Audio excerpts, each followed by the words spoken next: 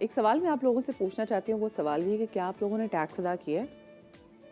अगर आप लोगों ने टैक्स अदा नहीं किया तो फिर आप कैसे सवाल कर सकते हैं स्टेट को कि स्टेट आपकी ज़रूरियात को पूरा नहीं कर रहा? या आप कैसे शिकायत कर सकते हैं कि आपके घर की जो सड़क है वो टूटी हुई है, आपको साफ़ पानी नहीं मुयसर, अगर आप टैक्स नहीं दे रहे? टैक्स देना बहुत ज़्यादा इम्पॉर्टेंट है, मुल्क की मईशत तभी स्ट्रॉन्ग होगी। आपको बताएं कि हमारे मुल्क में एलीट क्लास को टैक्स रेट में लाना और उनसे पूरा टैक्स वसूल करना एक बहुत बड़ा चैलेंज है। रिटेलर, ज़राई शोबा, रियल एस्टेट और सरहदी तिजारत से भारी आमदनी भी टैक्स नेट से बाहर है। मुल्क की टैक्स निज़ाम करप्शन का गढ़ है और खरबों रुपए की टैक्स चोरी FBI हुकाम की मिलीभगत से होती है। कराची के ताजिर रहनुमाओं ने FBI की लाखों अफराद को टैक्स नेट में लाने और नॉन फाइलिस के बिजली, गैस और फ़ोन के कनेक्शन काटने की मुहिम को IMF का दबाव करार दे दिया है। आइए ज़रा आपको सुनवाते हैं कि वो इस हवाले से क्या कहते हैं।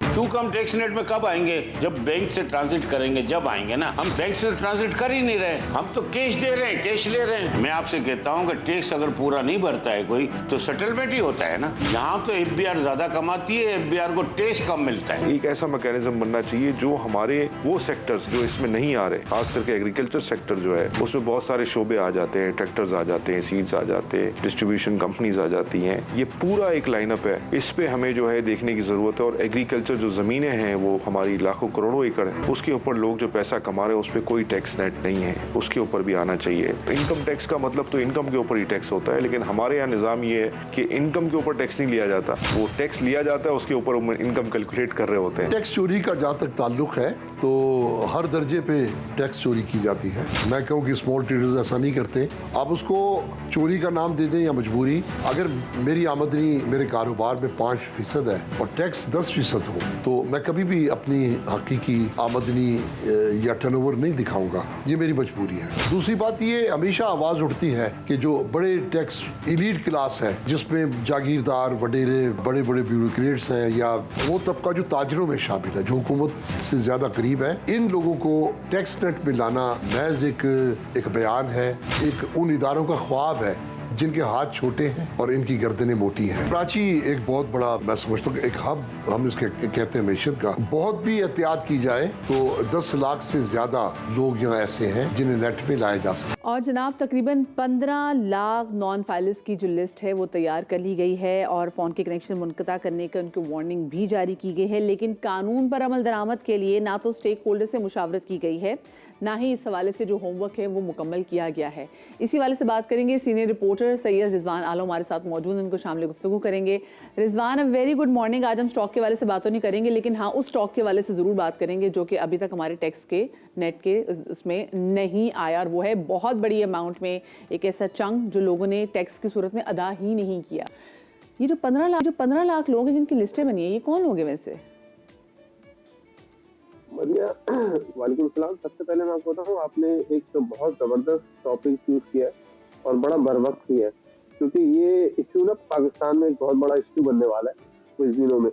थोड़े दिनों में आप देखेंगे कि इस पे, क्योंकि होता क्या था, सियासी हुकूमतें होती है ना, उनकी अपनी सियासी मजबूरियां होती हैं। पाकिस्तान की आबादी 25 करोड़ की आबादी और टैक्स देने वाले सिर्फ जो है ना वो समझ लें 25 लाख। तो ये तो कोई फिगर ही नहीं है ना। पाकिस्तान खत्ते के ममालिक में लोएस्ट तरीन जो है ना वो टैक्स रेट के हवाले से है। टैक्स में रजिस्टर्ड नहीं करवाते, बहुत सारी वजूहात में मजिया। अगर एक सारा कसूर हम लोगों का नहीं है या आम आवाम का नहीं है, ताजिर का नहीं है, बहुत सारा कसूर हुकूमत का भी है, उनकी पॉलिसीज का भी है, FBR का भी है, करप्शन का भी है। तो ये अब देखें ये कौन लोग हैं, आपने सवाल किया। अभी लास्ट हमने 2022 की जो एक्टिव टैक्स पेयर लिस्ट है उसमें 53 लाख जो है ना लोग रजिस्टर्ड हैं टैक्स रिटर्न में, वो उन्होंने टैक्स गोशवारे जो है ना जमा कराए थे।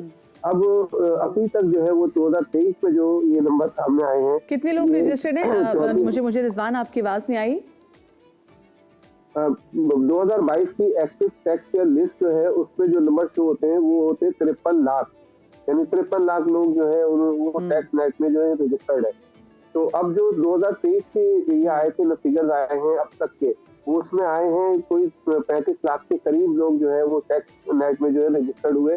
और जो ये गैप है 20 से 23 लाख का, ये है वो लोग जिनको ये 15 लाख जो है वो करते हैं नोटिस जो है इनके पास जारी कर दिया। नॉन फाइलर्स जिन्होंने जो पहले नेट में थे लेकिन अभी तक इन्होंने अपने रिटर्न जमा नहीं लेकिन कराए। मुझे बताएं, हम तो इतने लोगों को जानते हैं जो कि टैक्स नहीं देते, और लोगों ने कहा कि जी आपके जो बिजली के बिल है उसमें भी टैक्स तक कराएंगे, लेकिन और जो घरों के जो लोग प्रॉपर्टी टैक्स नहीं देते। लेकिन हम जानते हैं बहुत से लोग ऐसे हैं जो कि कराची की स्पेसिफिकली मैं बात करूं तो लोग तो किराए के घरों में रहते हैं, तो वो किसी की प्रॉपर्टी का टैक्स वो अपने बिजली के बिल में क्यों दें? ये प्रॉपर इसमें होमवर्क आपको लगता है कि कर लिया गया है कि हमने कहा जी बिजली के कनेक्शन काट देंगे, फोन के कनेक्शन काट देंगे? आपको कुछ नजर आ रहा है कि उस पर काम किया है इन्होंने कुछ? जी मैं इसी जब आपने बहुत अच्छा सवाल किया मदिया। देखें ये कानून आज का नहीं है मदिया, ये 2 साल पुराना कानून है।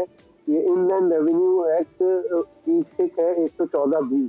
ये इस 2 साल पहले ये कानून बन चुका है। इस पर इम्प्लीमेंटेशन जैसे इन्फोर्समेंट नहीं हो पा रही थी, सियासी हुकूमतों की अपनी मजबूरियां होती हैं। लेकिन अब जब ये निगरान हुकूमत आई है, इसने जो मुश्किल फैसले किए हैं, ये हम जा रहे हैं IMF की शर्त को एक तरीके से पूरा करने।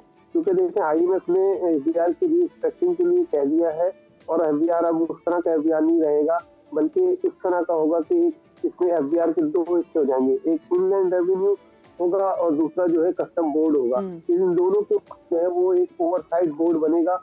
उसमें जो है वो बाहर के लोग भी होंगे, इंडिपेंडेंट डायरेक्टर्स भी होंगे, और वो बिल्कुल जी, और होने चाहिए। मैं तो कहती हूँ कि काम बहुत ज़बरदस्त अग्रेसिवली काम करना चाहिए ताकि वो लोग जो टैक्स अदा नहीं कर रहे उनको लेके आया जाए इस धारे में। बहुत शुक्रिया जी रिजवान आलम, हमारे नुमाइंदे हमारे साथ मौजूद थे। आई होप कि जी देखते हैं स्ट्रैटेजी कैसे काम करती है। वैसे आई होप कि चीज़ें अच्छी काम करें।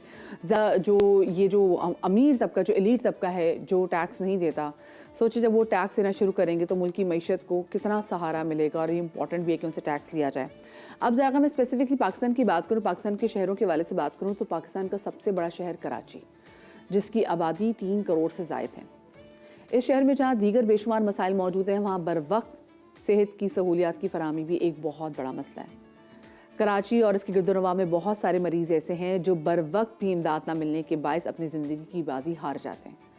अवाम के इसी मसले के पेश नज़र अगस्त 2021 में हुकूमत सिंध की जानिब से Sindh integrated emergency and health service मुतारिफ कराई गई थी, यानी कि एक ऐसी एम्बुलेंस सर्विस जो सिंध भर में किसी भी जगह कम से कम वक्त में पहुंचकर तिब्बी इमदाद और मदद फराम कर सके। इस वक्त सिंध भर में 371 एम्बुलेंसेज अवाम को तिब्बी इमदाद की फराहमी के लिए काम कर रही हैं, और इस एम्बुलेंस सर्विस की सबसे ज़्यादा खास बात यह है कि अपनी जगह एक मुकम्मल अस्पताल होने के बायस इस एम्बुलेंस सर्विस ने घर से अस्पताल के रास्ते में माओं को बच्चों की पैदाइश की सहूलियात फराहम की हैं, यानी कि डिलीवरीज भी हुई हैं।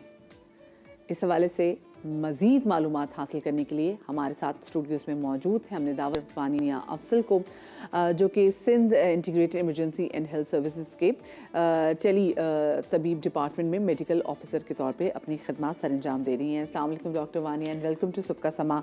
सबसे पहले तो मुझे बताएं